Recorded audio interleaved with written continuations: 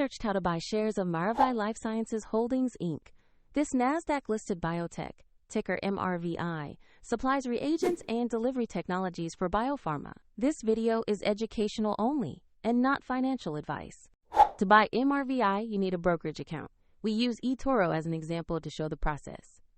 After registering, you will be asked to verify your account, typically by uploading an identification document, and to add funds before you can buy.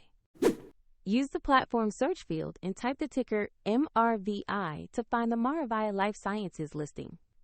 Select the result that shows NASDAQ and MRVI to make sure you have the correct stock. On the asset page, review basic company information and the price chart to confirm it matches Maravai LifeSciences. Double-check the exchange and ticker symbol before proceeding. Tap Invest or Buy, enter the amount you want to invest, then review the order details and fees before confirming. If the market is closed, your order may execute when trading reopens, and if you don't have enough funds, the platform will prompt you to add money before final confirmation.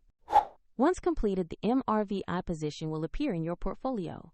A link to eToro is provided in the description for convenience.